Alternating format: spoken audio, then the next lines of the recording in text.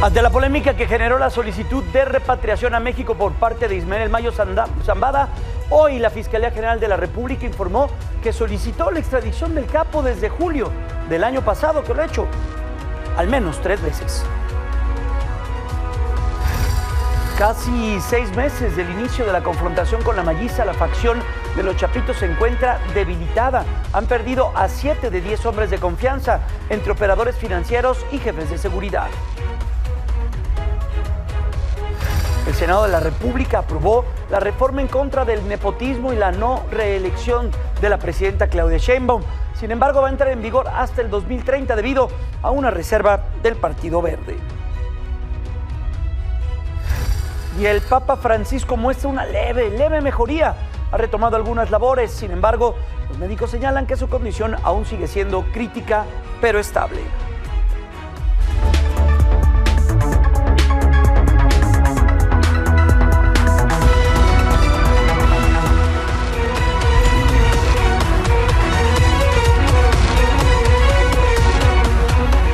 Bienvenido a Milenio Noticias de las 19 horas, los saluda Jaime Núñez, gracias por el favor de su atención y vamos directamente con toda la información, las historias que hasta este momento se han ido formando. Y vamos a dar inicio con lo que está sucediendo en temas que tienen que ver con la seguridad, porque luego de que Ismael El Mayo Zambada pidiera a México solicitar su repatriación, hoy quedó algo claro por parte del fiscal general de la República, Alejandro Gertz Manero. Reveló el funcionario que México solicitó la extradición del Mayo desde julio del año pasado, cuando este fue capturado. En la conferencia matutina, esta largamente esperada y que ocurrió el día de hoy, Gertz Manero destacó que Zambada tiene 3 órdenes de aprehensión vigentes en nuestro país, por lo que era obligación del gobierno de México, del Estado mexicano, solicitar este procedimiento, pero que hasta ahora no se ha tenido respuesta. Todos los datos de prueba que tenemos absolutamente clarificados es que en un aeródromo cercano a la ciudad de Culiacán, el hijo del Chapo, un piloto o 2, esto está por verse, y el otro delincuente fueron objeto de una operación. Estos hechos ocurrieron en julio del año pasado, ya vamos para un año. Y de acuerdo con la estructura jurídica norteamericana, todavía no tenemos la primera audiencia de fondo. Eso es francamente preocupante. Es donde vamos a conocer con toda precisión cuáles son las acusaciones y cuáles son las defensas. Lo que necesitamos es que primero se cumpla la solicitud de extradición para que podamos cumplir con las órdenes de aprehensión, y si después hay otra solicitud de extradición por parte del gobierno de los Estados Unidos, también la atenderemos. Bueno, en más de este tema, se dio a conocer que los hermanos Ovidio y Joaquín Guzmán López van a comparecer nuevamente en marzo ante la Corte Federal de Chicago, allá en Estados Unidos. Esto en medio de las negociaciones de un acuerdo o de un presunto acuerdo de culpabilidad con el gobierno de aquella nación. En enero de este año, ambos tenían una cita en la Corte. Sin embargo, recordará que solo comparecieron de forma remota y tanto su defensa como la propia Fiscalía solicitaron más tiempo para poder lograr un acuerdo que les permitiría reducir su sentencia y abrir las puertas a una potencial colaboración con las autoridades con la figura de testigos protegidos. Sus comparecencias se tienen programadas para el 19 y el 31 de marzo, respectivamente. En ese sentido, el secretario de Seguridad y Protección Ciudadana, Omar García Harfuch, dijo que no han parado las acciones para frenar al grupo de los Chapitos y que ya hay un evidente debilitamiento de esta organización criminal. Han sido una serie de acciones por parte de las últimas 3 fueron encabezadas por la Secretaría de la Defensa Nacional, por el Ejército Mexicano. Simplemente en el estado de Sinaloa, de octubre a la fecha, van 900 detenidos. Primero, la del piloto. Segundo, la de Insunza N, y tercera, la de este sujeto, el 200, que era su jefe de seguridad. Sin embargo, estas 3 son las que más han resaltado en medios, pero todos los días ha habido detenciones y aseguramientos. Hoy en la madrugada también por parte de Sedena hubo una acción en Culiacán donde hay personas aseguradas y es un reforzamiento continuo. más que cerca o lejos, es un debilitamiento constante a las estructuras delictivas con una finalidad, que no generen violencia. Y es una realidad que los chapitos han visto disminuidas sus fuerzas debido a que en los 6 meses que lleva esta confrontación con el grupo contrario, conocido como la Malliza, pues han perdido prácticamente a 7 de sus 10 hombres que se les conoce como clave, entre ellos a líderes de sicarios, jefes de seguridad, personas que les ayudaban a blanquear sus recursos, también a criptoinversores, porque en esta época de las criptomonedas, pues hay alguna manera de poder incrustar los beneficios que les ha otorgado la venta de estupefacientes en cuestión de poder blanquear esos recursos a través de estos elementos financieros. De acuerdo con una investigación de mi compañero Oscar Valderas, los chapitos están en crisis, así señala esta investigación. El último golpe fue el del 19 de febrero, hace no mucho, cuando perdieron a 2 hombres en Culiacán, José Ángel Canovio Insunza, conocido como el Güerito, y a Kevin Alonso Gil Acosta, este sujeto conocido como el 200. El Güerito era operador financiero de los chapitos y el 200 era su jefe de seguridad. Jorge Humberto Figueroa, la Perris, o bien el 27, entregó el cargo de jefe de seguridad debido a que casi fue capturado el 21 de septiembre del 2024. El otro que ha perdido también poder en esta organización es un sujeto que se llama Óscar Noé Medina, conocido como el Panu. También se dice encargado de la seguridad de este grupo. Esto por las detenciones de su círculo inmediato, como su brazo derecho, el Pilli, que fue arrestado el 19 de septiembre. El 2 de febrero, uno de los principales operadores financieros, Mario Alberto Jiménez Castro, conocido como el Castor, quien fondeaba la guerra mediante la compra y venta de, le digo, criptomonedas. Este sujeto fue asesinado, recordará usted, en el Estado de México. Una imagen que le tuvimos aquí en este espacio informativo de cámaras de videovigilancia de cómo sujetos en una motocicleta se le acercan y lo ultiman a balazos. Otro líder también que operaba para los chapitos se distanció por la cercanía de las autoridades. Se trata o se conoce como Samuel León Alvarado, conocido como el León o el Jovanis de Jesús Ávila Villadiego, este sujeto conocido como el Chiquito Malo. Así también, 3 hombres de confianza siguen con los chapitos. Se conoce a Pedrito Loaiza, financiador del grupo, Juan Pablo Lozano, el Camarón, y Liborio Núñez Aguirre, el Karateca. Oscar Balmen tiene toda esta investigación periodística en Páginas de Milenio. Más tarde va a estar aquí en las pantallas de Milenio explicándonos qué es lo que sucede en este sentido. Y en más de Sinaloa, esta madrugada se registró una balacera en la sindicatura de Costa Rica. Esto dejó un saldo de al menos 3 personas muertas, vehículos asegurados y un fuerte despliegue de fuerzas de seguridad. Desde temprano, habitantes reportaron la presencia de grupos armados desplazándose en vehículos por distintas comunidades. Como respuesta, elementos del Ejército y de la Guardia Nacional y otras corporaciones de seguridad desplegaron su fuerza ahí en la zona. Derivado de esta alerta de seguridad, varias escuelas tuvieron que verse obligadas a suspender las clases presenciales y pasaron nuevamente a la modalidad virtual.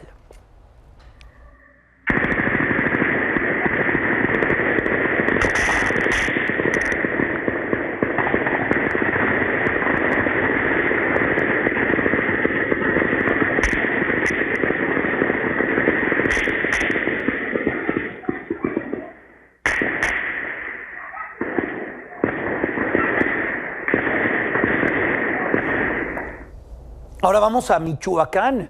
Ahí se está realizando una importante captura. Se habla de un líder del cártel Jalisco Nueva Generación. Directamente voy contigo, César Cabrera. ¿Cuáles son los detalles de esta información que tienes, que se ha generado desde estas horas? Te saludo y te abrazo, César. Muy buenas noches. Jaime, ¿qué tal? Muy buenas noches. Efectivamente, fue una jornada muy intensa la que se vivió desde temprana hora en Michoacán, luego de la detención de un lugarteniente del cártel Jalisco Nueva Generación, Jesús Rivera Aguirre, alias el Chuy o el Hamburguesa, que controlaba la parte de la región lacustre de Michoacán al servicio del cártel Jalisco Nueva Generación. En un operativo que encabezó la Fiscalía General de la República, Jesús, se llevó a cabo este esta importante detención, donde además se logró la aprehensión de su brazo derecho, apodado como el Grillo, y también de 2 escoltas. La detención tuvo lugar en el municipio de Zacapu. La Fiscalía General de la República, en apoyo con la Secretaría de Seguridad Pública, el Ejército Mexicano y la Guardia Nacional, pues llevaron a cabo este importante operativo, el cual detonó pues una serie de enfrentamientos armados que se extendieron por un par de horas y que también incluyeron bloqueos carreteros y la quema de al menos 3 unidades en municipios como Sinsunzan y Morelia, lo cual llamó pues mucho la atención porque la capital del estado pues siempre había permanecido blindada ante esta situación.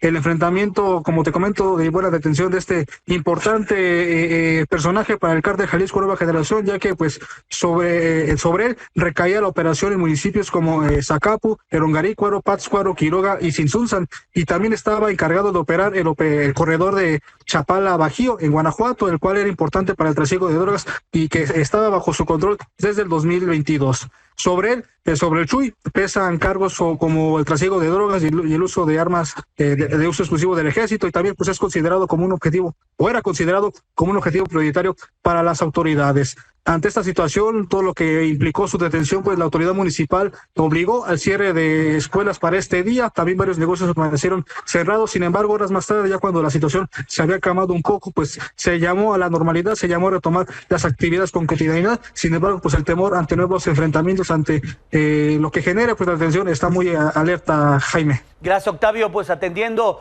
la información, César, perdón, de lo que ocurrió y por supuesto también atentos a la evolución de los señalamientos de la propia autoridad, que es lo que dicen en este sentido. Cuídate mucho, César. Muy buenas noches. Estamos al pendiente, Jaime. Buenas noches. Hasta pronto. Y hoy se confirmó que un ciudadano estadounidense originario de Texas murió. Esto ocurrió en San Fernando, allá en Tamaulipas, cuando su vehículo explotó presuntamente por la activación de un explosivo que había sido colocado por la delincuencia. Tenemos más detalles con mi compañero reportero Ángel Hernández. Ángel, ¿ante qué estamos? Qué gusto saludarte, buenas noches. ¿Qué tal, Jaime? Buenas noches. Pues efectivamente una situación complicada que podría convertirse en una tormenta perfecta ahí para la relación entre Estados Unidos y México. Sabemos que es un ranchero que se llama Antonio Céspedes, 74 años, tenía de hecho un ejido ahí en Santa Rita, en San Fernando, Tamaulipas, y lo que fue es que el 31 de enero pasado, es decir, ya tiene tiempo, sí se reportó la explosión de un vehículo luego de que activara un instrumento o un dispositivo improvisado de explosión, que es como se le denomina tanto en Estados Unidos como en México a las bombas artesanales. Se trata probablemente de una mina. Viajaba este hombre, ciudadano estadounidense, con 2 mexicanos, un hombre y una mujer. El hombre también murió, la mujer por suerte pudo sobrevivir. Sin embargo, hoy, por ejemplo, Sid Miller, el comisionado de Agricultura del estado de Texas, no solo confirma esto, sino que comienza a emitir alertas. Ya las había emitido el gobierno de Tamaulipas, el Departamento de Estado para evitar viajes, pero a través de este funcionario del estado de Texas, alerta que se trata de las amenazas que los cárteles imponen, por ejemplo, a una industria tan importante como la agricultura, y hace efectivamente esa denuncia, ¿no? También en medios locales apareció uno de sus hijos denunciando la situación, incluso ya apuntando a que podría tratarse de una situación de terrorismo, abonando a este discurso que por supuesto ya tiene Donald Trump en contra de los cárteles mexicanos. Así que, pues efectivamente una situación bastante complicada. Eso es lo que se sabe por el momento. San Fernando es una localidad bastante complicada, Jaime. Recordemos y que hasta el momento sigue siendo la de las pocas bases que aún mantienen los Zetas, o lo que ahora ya se conoce como los Zetas vieja escuela, que se pelean la plaza completa de Tamaulipas, ¿no? Está el cártel del Golfo, el cártel del Noreste y una pequeña facción de estos Zetas, pero que mantienen al estado desangrándose desde hace años por una plaza bastante importante para el tráfico de drogas y el tráfico de personas. Así que es lo que vemos también, una situación complicada, minas terrestres como lo que hemos visto, por ejemplo, en Michoacán, que por supuesto va a complicar la situación, va a poner una tarea difícil en las autoridades federales y del estado, que van a ser las que tendrán que atender esta situación, pues que ya afectó a un ciudadano estadounidense, y por supuesto estar atentos a qué es lo que podría decir el consulado o la embajada de Estados Unidos en México, Jaime. Pues sí, atentos, Ángel, de esto que bien nos comentas, un grupo delincuencial que fue una facción de las más, pues, crueles de la delincuencia organizada de los Zetas, que brincaron a ser pues un grupo que comenzó a tener tanto poder que incluso comenzó a hacer el trasiego de estupefacientes y comenzó también a tener otras influencias, y hoy vemos esto que está ocurriendo allá en la parte de Tamaulipas. Atentos a la evolución de esta información que nos estás brindando, Ángel, cuídate mucho, buenas noches. Igualmente, buenas noches, Jaime. Hasta pronto. Y en temas de política, mire lo que ocurrió hoy en el Senado de la República. Se aprobó esta reforma que va contra el nepotismo y la reelección. Sin embargo, hubo una acalorada discusión, se presentaron reservas por el Partido Verde. Esta reforma va a entrar en vigor hasta el 2030.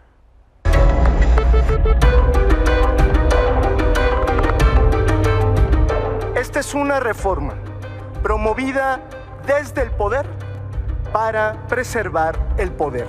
No es una reforma para la circulación de las élites. Porque lo que termina ocurriendo con la reelección, y lo vimos durante muchos años, es que quienes son diputados federales y no se pueden reelegir en el periodo inmediato, van a ser diputados locales, y de diputados locales van a pasar a ser diputados federales. No es cierto que se prohíbe la reelección. Hoy el nepotismo existe de manera transversal, horizontal y vertical. Podría yo recitar aquí infinidad de apellidos que lo que buscan es expandir una dinastía de carácter político. No es producto de una coyuntura, tampoco es un capricho, tampoco es para resolver problemas internos, tampoco es para pasar el momento y buscar un dato que ilustre todo lo que está cambiando el gobierno.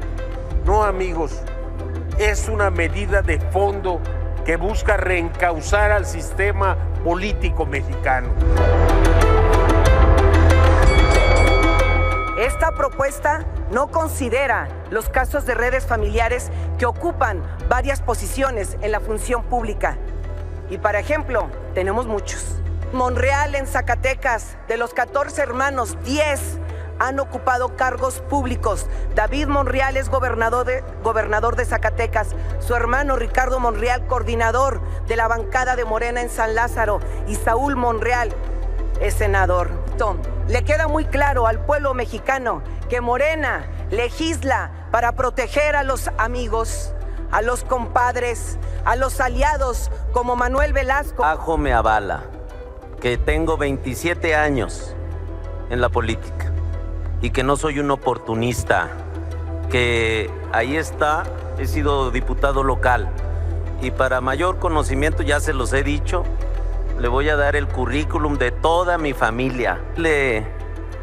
A la senadora. No, a usted nada más, porque no merece ni el nombre. Y se lo digo a usted, le aclaro que mi trabajo y mi trayectoria me ha costado su mayor no es la primera vez, un momento, senador Monreal. Entiéndalo, yo gané una elección. Usted no ganó ninguna elección. Monreal, usted aquí está nada más por el partido. Monreal, permítame, porque me toca a mí poner orden en este salón de sesiones. Sea seria y aprenda a discutir. Usted no tiene el uso de la palabra. En consecuencia, queda aprobada en lo general el proyecto de decreto por el que se reforman y adicionan los artículos 55, 59, 82, 115, 116 y 122 de la Constitución Política de los Estados Unidos Mexicanos en materia de no reelección y nepotismo electoral. Bueno, pues se dijeron cosas fuertes el día de hoy. A ver, repasemos un poco de lo que propone esta reforma contra el nepotismo y la no reelección.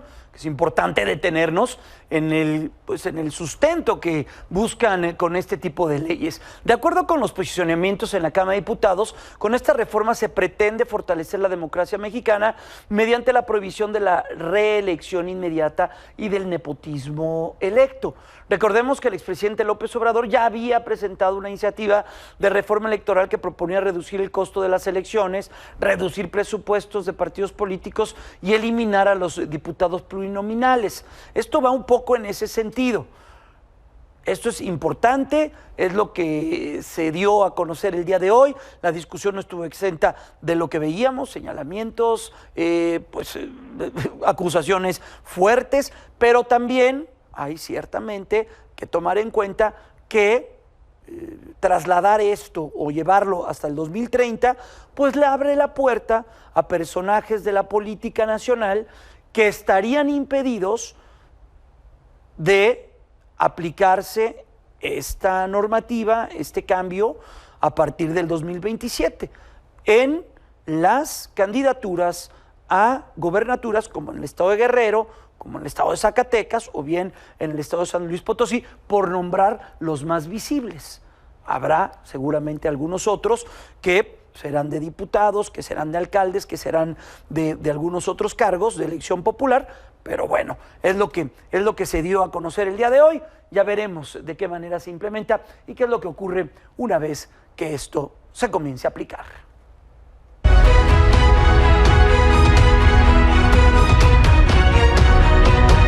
A ver, hay información de última hora y viene desde el cono sur del continente. Chile se encuentra en una alerta por un apagón masivo. Estamos viendo imágenes en vivo del presidente de aquella nación, Gabriel Boric, que declara hace unos minutos estado de excepción. Incluso han aplicado el toque de queda en gran parte de Chile. Eso es lo que está ocurriendo con el mensaje en vivo del presidente Boric, que ofrece un mensaje a la nación. Vamos a reponer el servicio lo antes posible. Ya ustedes han visto que se ha vuelto la luz en diferentes comunas, pero esto todavía sigue siendo inestable y vamos a seguir ejecutando todas las medidas que estén dentro de nuestro alcance para garantizar la seguridad de nuestros compatriotas. Muchísimas gracias y antes de las 12 de la noche, el Secretariado del COVID Nacional va a dar una nueva actualización del estado de la situación y mañana a primera hora va a haber nuevamente un COVID Nacional en donde se va a informar y yo espero que a esa hora esté totalmente regularizado el servicio. Muchísimas gracias a todos y a todas. Bueno, es el mensaje de Gabriel Boric. 10 de la noche, 21 minutos, 10 de la noche, 22 minutos, es el tiempo de Santiago de Chile. Ha habido información muy importante sobre lo que ha ocurrido a lo largo de las últimas horas.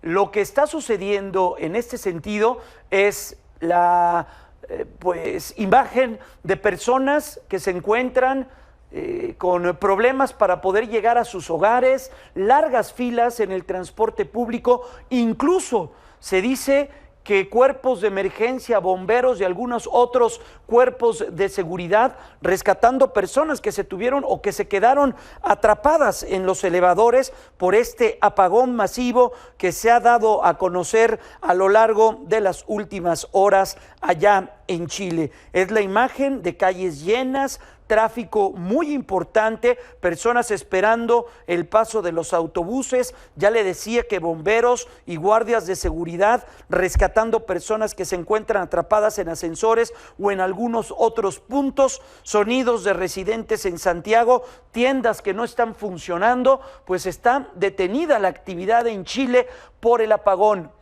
Esto obligó a poner en alerta máxima y no hay que perder de vista que en este momento se están llevando a cabo las festividades de Viña del Mar. Hay un festival muy importante en este caso y en este sentido de lo que está sucediendo. Este es el mensaje que están enviando a través de la cuenta oficial de X los organizadores de Viña del Mar. Lamentamos profundamente tener que comunicarles que debido al estado de emergencia que ha decretado el gobierno de Chile, los shows de esta noche tienen que ser reprogramados para el sábado 1 de marzo del 2025.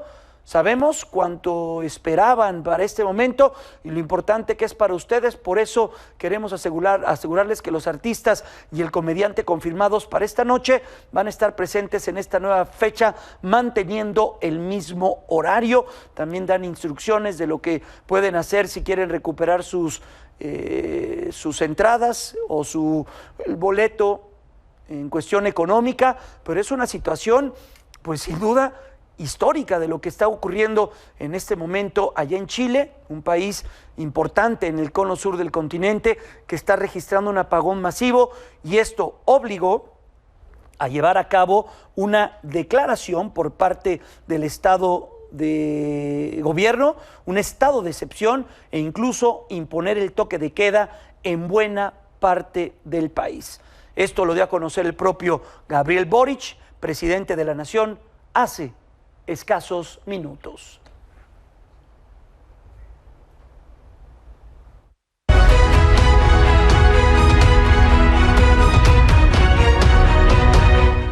¿Recuerda estas declaraciones de la semana pasada? Tuvimos la oportunidad de platicar con Roberto Moreno, él, miembro de este instituto que tiene que ver o que combate los temas que están alrededor de la corrupción. Esto nos aseguraba la semana pasada en charla que sostuvimos aquí en Milenio Televisión. Dice que no iba a dejar su cargo, que iba a estar al frente, que no había sido destituido, y lo decía de esta manera. No hubo ninguna solicitud, solamente fue la presidenta a pedirme 30 plazas. Rindo cuenta cada 3 meses a todo el comité ponedor mediante informes de cómo voy gastando, y ellos pueden observar alguna irregularidad. Es chistoso que del 2022, siendo ella también ya parte del Comité de Participación Ciudadana, y que esta carpeta también presupuestaria, que la tiene en sus manos, nunca haya señalado nada desde el 2022.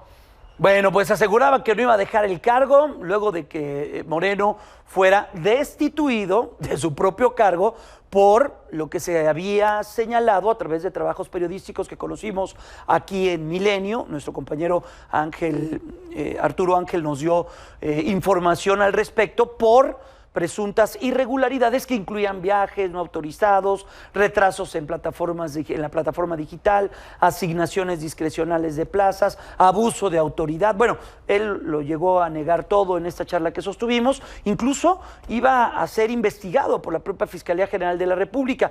Además, aquí ya le decíamos que en Milenio le dábamos a conocer que se encontraba bajo una investigación por presuntos actos de corrupción. Bueno, hoy la presidenta del Sistema Nacional Anticorrupción informó que Moreno presentó su renuncia ante el órgano de gobierno de la dependencia en sesión privada del órgano que se celebró en las instalaciones de la Secretaría Anticorrupción y Buen Gobierno. Moreno Herrera entregó su dimisión por escrito en el inicio del encuentro, según la versión de la presidenta. También conocimos esta misiva a través de la propia cuenta oficial de Roberto Moreno, que la dio a conocer a través de esta cuenta a la opinión pública. Esto lo conocimos, esto se dio a conocer, y bueno, pues es un capítulo más de lo que sucedió y de lo que ya se había hablado desde la semana pasada. También en comisiones del Senado de la República se aprobó el dictamen de la reforma que defiende la soberanía nacional. Acá tenemos parte de la crónica.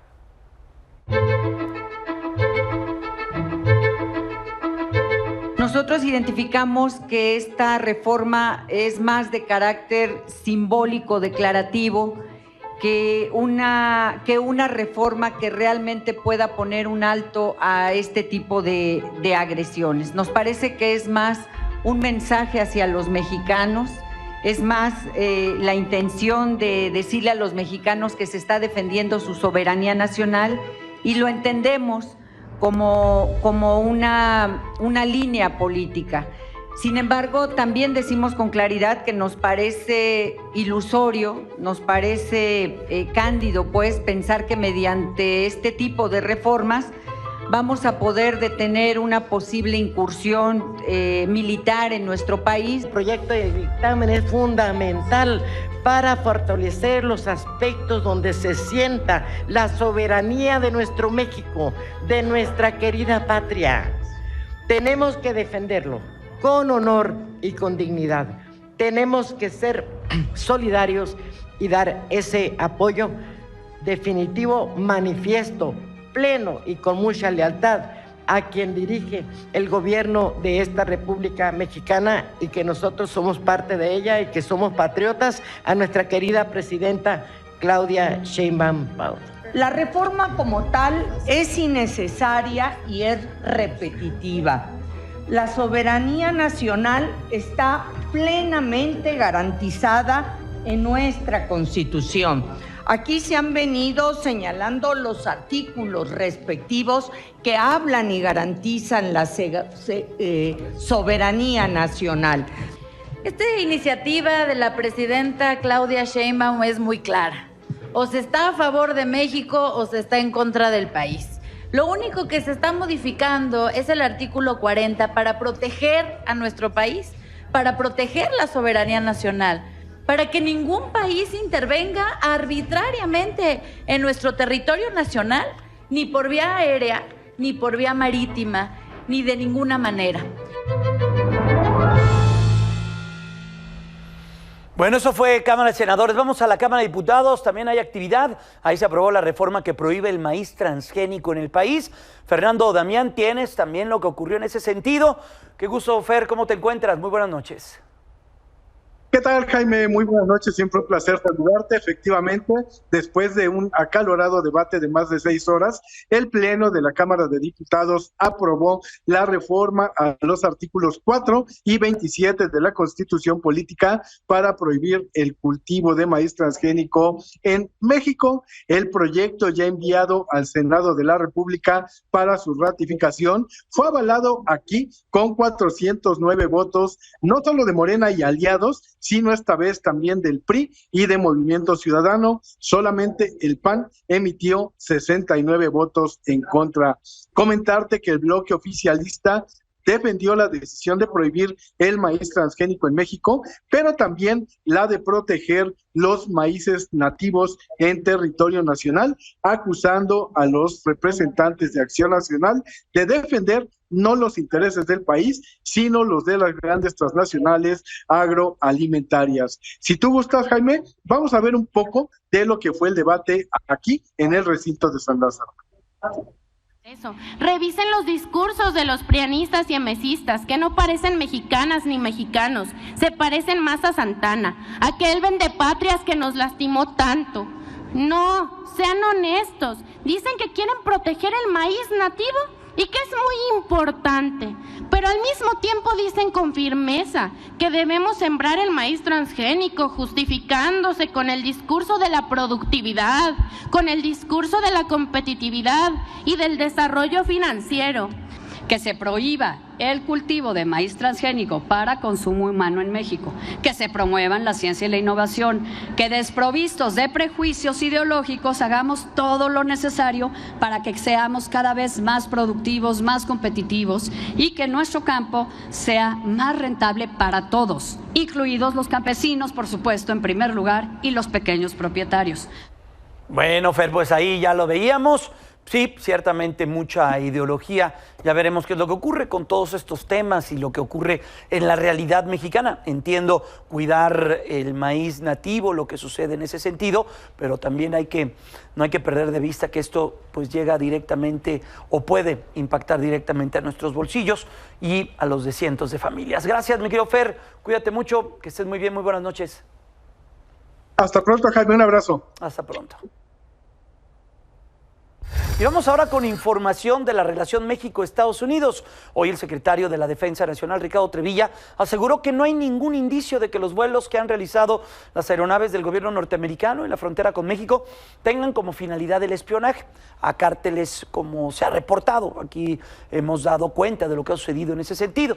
Trevilla agregó que la cooperación con Estados Unidos incluye compartir información y el aprovechamiento de labores de inteligencia con respeto a la propia soberanía de los países. Afirmó que las operaciones de aeronaves de la CIA en territorio nacional son autorizadas por México.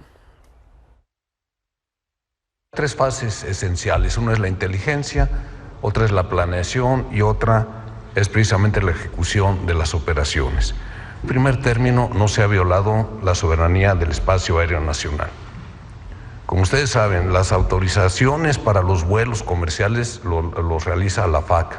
Pero a partir del 20 de enero, cuando cambia esta estrategia, que ustedes también bien saben, se realiza mediante la implementación de los 4 ejes, uno de ellos, muy importante, la inteligencia, el otro la coordinación y cooperación, no nada más a nivel nacional, sino también internacional.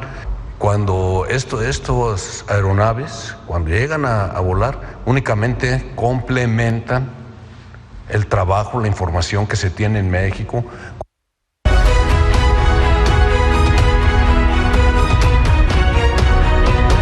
Bueno, ya estamos muy atentos de lo que está ocurriendo en Chile, este apagón masivo y lo que ha sucedido con el llamamiento del propio Gabriel Boric cuando declara estado de excepción y se impone este toque de queda. Incluso el propio Juan Carlos Olmedo, presidente de la Coordinadora Eléctrica Nacional, señaló lo siguiente hace unos minutos. De las 3:16 de la tarde, producto de la desconexión de la línea de 500.000 volts que viene desde el norte. Esto es una supercarretera que trae la energía desde el norte del país hacia la zona centro-sur, que es donde se concentra la demanda. Esto ocurrió en una desconexión de esta línea en la zona entre Vallenar y Coquimbo, en circunstancias que traía aproximadamente un cuarto de la demanda energética que se localizaba al sur de Coquimbo. Esa desconexión de un aporte tan relevante produjo una suerte de reacción en cadena en que se fueron desconectando las centrales generadoras y la demanda, lo que llevó a un apagón total del sistema eléctrico bastante extendido. La empresa propietaria de la instalación, que es ISA Interchile de Colombia, ha reconocido esto y ha establecido que esta desconexión se debió al hecho de una operación no deseada de sus sistemas de control y protección de la línea. Nosotros, como Coordinador Eléctrico Nacional, tenemos la obligación de investigar en detalle cada vez que ocurre una falla. Es lo que vamos a hacer a fin de identificar las causas de fondo de esto. ¿Tiene una operación no deseada? Sí, mira, esto es como cualquier sistema automático, tiene una lógica bajo la cual debe operar en forma normal. En esta ocasión no siguió esa lógica. No operó de acuerdo a la lógica que se esperaba.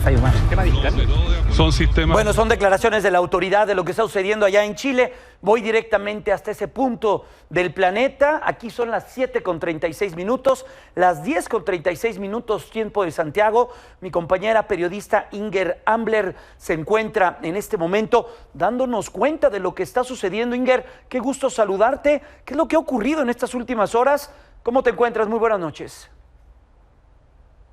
Muy buenas noches. Sí, bueno, tal como decían en el informe, efectivamente se generó un corte eléctrico a nivel nacional a eso de las 3:15 de la tarde. Recién ahora comienza paulatinamente a llegar la energía a las distintas regiones del país. En algunas comunas de Santiago, efectivamente, ya está llegando la luz, pero de una forma muy lenta.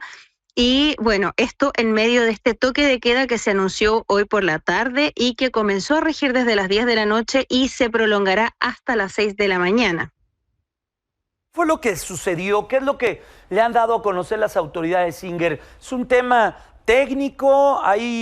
¿No hay redundancia en las líneas eléctricas y eso derivó en que pues, el país se quedara prácticamente en penumbras?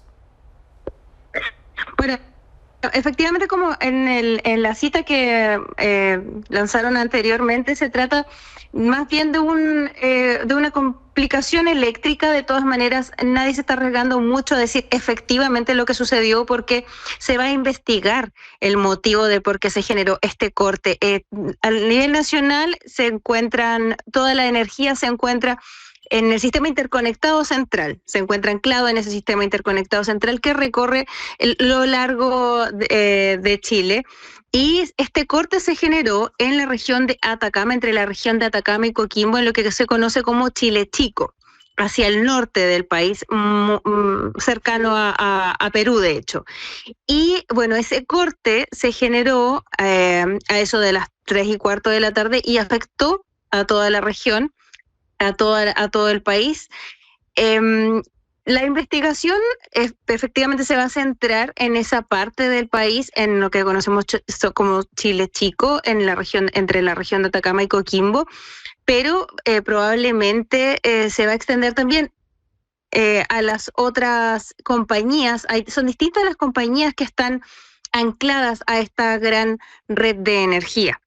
Y bueno, lo otro que también se ha dejado entrever desde el inicio es que esto se debió definitivamente a una falla eléctrica y no a una especie de atentado o participación de terceros que hubiesen buscado que se generara una falla eléctrica a nivel nacional. Inger, estamos viendo en pantalla aquí en el país las filas larguísimas, la complicación a falta de semáforos y todo lo que sucede alrededor de la falla eléctrica, un tema pues muy adverso lo que vivieron hoy buena parte de la tarde y la noche en regiones de Chile. Exactamente.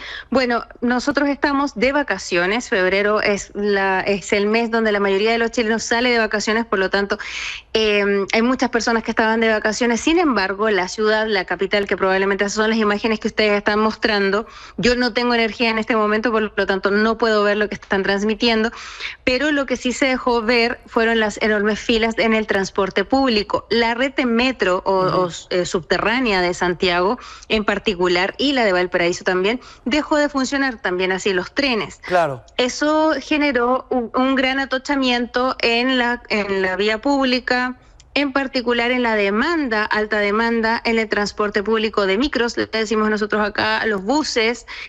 Mucha gente también ayudó, los Uber también, pero también hubo algunas personas ayudaron a transportar a otras personas, a acercarlas a las comunas, y bueno, las colas fueron bastante prolongadas, la gente en su mayoría volvió caminando hasta sus hogares. Claro, nosotros en esa parte del continente, Inger, estamos en nuestro invierno, las temperaturas quizá no son tan frías, pero sabemos lo que ocurre en el cono sur del continente, temperaturas muy elevadas. Imagino yo que la alta demanda de servicios eléctricos para aires acondicionados estresa demasiado el servicio, quizá uno de los momentos más difíciles se está viviendo en este momento por la alta demanda en ese sentido.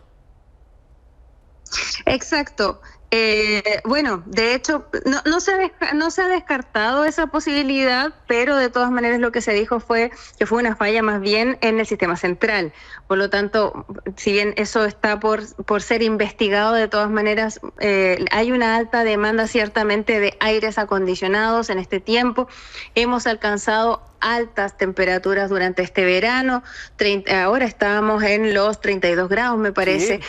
Hemos llegado a los 37 grados, han sido muy altas las temperaturas, por lo tanto sí ha habido una exigencia mayor de la red eléctrica, ciertamente. Bueno, pues Inger, estamos viendo el mensaje del Ministerio de Educación a través de su cuenta oficial de X, que dice que se informa a la suspensión de clases para el miércoles 26 debido al estado de emergencia en todos los establecimientos de las regiones de Arica, Parinacota y Los Lagos. Esta medida es independiente de la reposición del suministro eléctrico durante las próximas horas. Así que, aun cuando regrese el servicio eléctrico en estas regiones de Chile, no habrá clases, al menos así lo está dando a conocer el propio gobierno. Exacto, sí, ciertamente se suspendieron las clases producto de la emergencia.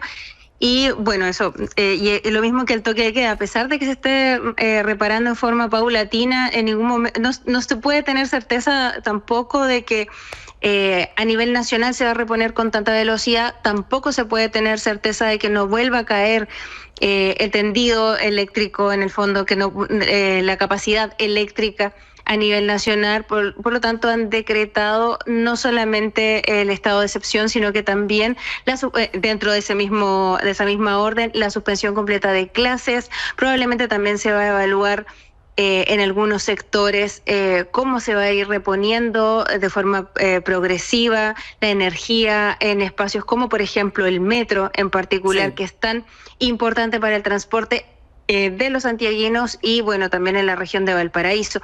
Cabe destacar también que nosotros estamos en el Festival de Viña del Mar durante estos días Sí, no sé si lo despacharon en ese momento, pero había un gran conflicto, de hecho, por el Ya lo por el suspendieron festival. incluso, ya el espectáculo de hoy por la noche, dábamos cuenta que quedó suspendido al menos el de hoy por la noche y se reprograma para el sábado 1 de marzo. Así que, pues las cosas complicadas allá. Inger, te dejamos para que pues que continúes laborando y también atendiendo todo lo que está ocurriendo, porque sí es muy importante que conozcamos en otras partes del mundo lo que está ocurriendo en la hermana República de Chile. Cuídense mucho, Inger, y que esto pase lo más pronto posible. Muchas gracias a ustedes por la preocupación, por lo que está pasando en este lado del continente. Así es, que tengan Inger buena Ambler, tarde. Cuídate mucho, Inger. Estamos atentos de lo que está ocurriendo, ya le decíamos, 10 de la noche con 44 minutos, tiempo de Santiago, las 7 con 44, en un Chile que no se encuentra en este momento con energía eléctrica. Vamos a la pausa, es breve, regresamos. Miren, en el marco de la primera cumbre latinoamericana de defensoras digitales, personas ingresaron a la transmisión en vivo, a la que se tenía vía Zoom, y colocaron imágenes de pornografía. Mi compañera Azucena Rangel tiene la crónica de lo que ocurrió. Azucena, porque ya ha habido reacciones de la propia organización, incluso de la CONAGO, Marina del Pilar, la gobernadora de Baja California, que es quien encabeza a esta organización de gobernadores a nivel nacional. ¿Qué es lo que ocurrió, Azucena? Te saludo y te abrazo. ¿Cómo estás? Muy buenas noches. Hola, ¿qué tal, Jaime? Muy buenas noches. Un saludo a ti, a tu auditorio. Pues efectivamente ya lo mencionabas justamente en esta primera cumbre de defensoras digitales. Bueno, pues hoy fue el primer día de actividades, como varias, por así decirlo, que pues justamente iniciaron a las 9 de la mañana. Y pues en ese sentido, pues a la par de los eventos que se llevaron a cabo en la Secretaría de Relaciones Exteriores, también hubo una transmisión por Zoom y se denunció que pues justamente durante los primeros eventos, este que se llevó a las 9 de la mañana y el otro que se llevó a cabo a las 11 de la mañana, fue donde hubo una intervención por parte de personas anónimas que pues pudieron ingresar a este chat de Zoom, consiguieron pues el código que proporcionaban para el acceso y pues justamente, ¿no?, comenzaron a difundir imágenes de pornografía, imágenes que pues estuvieron bajando conforme las iban subiendo, pero pues que fue un comportamiento reiterado durante ambas sesiones, ya que pues incluso una vez que sacaban a esas personas había otras que continuaban con este tipo de agresiones y pues bueno, ya lo mencionabas al inicio, pues justamente al respecto pues se hizo un posicionamiento por parte de la organización que dijeron que pues justamente efectivamente ocurrieron estos ataques en el arranque de la primera cumbre latinoamericana. En el comunicado expresaron pues justamente su rechazo a eso que estaba ocurriendo y que pues dijeron que pues simplemente no se van a dejar intimidar, ¿no? Que no se van a dejar intimidar por estos hechos, que pues esto prueba que pues justamente la violencia patriarcal busca interrumpir en todos los espacios, estar dentro de todos los espacios y violentar a todas las mujeres. Esto fue lo que mencionaron en este comunicado por parte de la red de defensoras digitales y pues justamente dijeron que pues no van a permitir que haya ese tipo de violencia en sus espacios, que ellas van a seguir luchando para que se erradique este tipo de violencia en los espacios y que ya no haya más comportamientos de este tipo. Así que pues justamente dijeron que la herramienta que ellas van a seguir utilizando es la resistencia.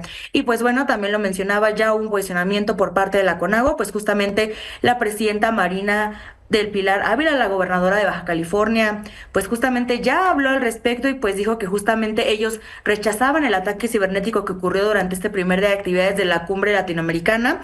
Dijeron que este incidente representa una vulneración a la privacidad y a la autonomía pues digital de las participantes, evidenciando que pues justamente las tecnologías pueden ser utilizadas para reproducir dinámicas de violencia y pues en ese sentido hicieron un llamado a que pues se hagan las investigaciones correspondientes, a que se atienda este caso y que pues justamente se dé con los responsables de esta agresión, ¿no? Porque pues recordemos que muchos de los agresores digitales se esconden tras las pantallas. Pues sí, sin duda, y además qué lamentable que ocurra esto. Y bueno, pues ojalá la policía cibernética, con herramientas, con lo que tiene a su disposición, pues atienda esta situación, Azucena, y por supuesto no quede en la impunidad y que existe un precedente de que ese tipo de acciones no pueden quedar así impunes.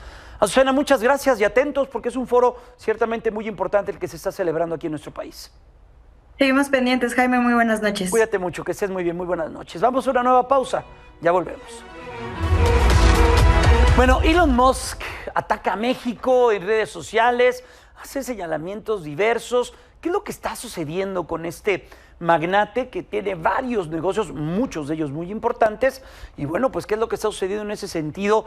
Vamos contigo, Jesús, para que nos hables de estos posicionamientos. Qué gusto saludarte, Jesús. ¿Qué nos puedes comentar sobre esto? Buenas noches. Muy buenas noches, Jaime, a ti y a la audiencia. Y pues en efecto, tú sabes, los negocios son un tema de confianza, pero pues resulta que Elon Musk con México muestra una doble cara. En efecto, por un lado, es un activista que está pues impulsando vía sus redes sociales, literalmente sus redes sociales X, contra México y contra pues la migración y demás. Y hemos tenido de eso pruebas muy fehacientes en los recientes días, donde por un lado, por ejemplo, mencionaba que apenas la semana pasada que la designación de los cárteles mexicanos como organizaciones terroristas despejaba la vía para que fueran atacados con bombardeos vía drones. Y también el 17 de febrero reposteó una historia falsa sobre festejando el inicio de supuestas acciones bélicas en territorio mexicano con 3 banderas de Estados Unidos y las siglas LFG, que quiere decir Let's Fucking Go, algo así como vámonos fuera, ¿no?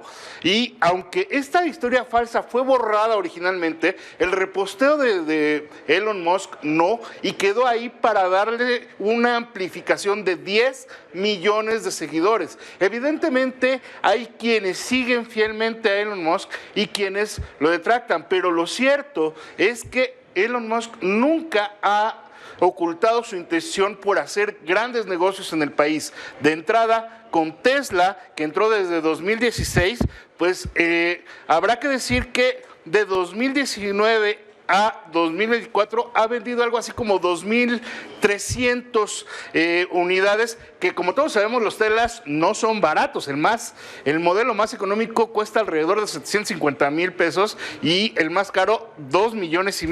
Bueno, pues de estos, según la consultora J.D. Power, en 2019 Tesla vendió al país 222 vehículos, en 2020 fueron 331, para 2022 creció a 535, 2023 798 y el año pasado llegó a 838 unidades y se calcula que va a llegar y bueno, esto generó entre 102 y 160 millones de dólares y se calcula que en los siguientes años va a llegar a vender hasta 2,456 unidades para el año 2036 con 10 nuevos modelos en México.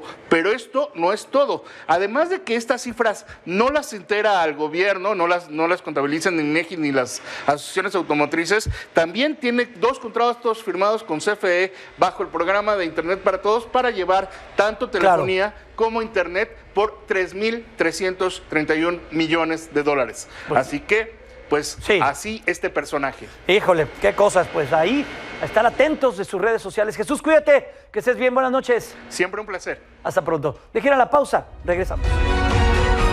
Querida Minelli, rápidamente, ¿cómo estás? Buenas noches. Muy buenas noches, Jaime. Oye, con todo este tema de las apuestas en la Federación Mexicana de Fútbol, ya se van a poner a trabajar. Obviamente, recordemos que ya dieron una sanción de 57 años a los 7 implicados en este tema de las apuestas en la Liga de Premier y en la Liga de Expansión. Y bueno, ahora la Federación Mexicana de Fútbol presentará una denuncia ante la Fiscalía General de la República, Jaime, por apuestas ilegales para el deslinde, por supuesto, de responsabilidades pertinentes. Y además, bueno, también se busca el apoyo del Congreso para impulsar una iniciativa de ley para endurecer las sanciones y llevar los casos responsables de estas prácticas ilícitas, después de que ayer justamente en este espacio pues mostrábamos el video de cómo se ponían de acuerdo los jugadores con estas personas para el tema de la manipulación de partidos y todo este tema de apuestas, y este tema seguramente seguirá dando de qué hablar y aquí lo vamos a comentar. Ya veremos las consecuencias. Exactamente. Gracias, Mine, cuídate. Buenas noches. Muy buenas noches, nos vemos aquí el jueves.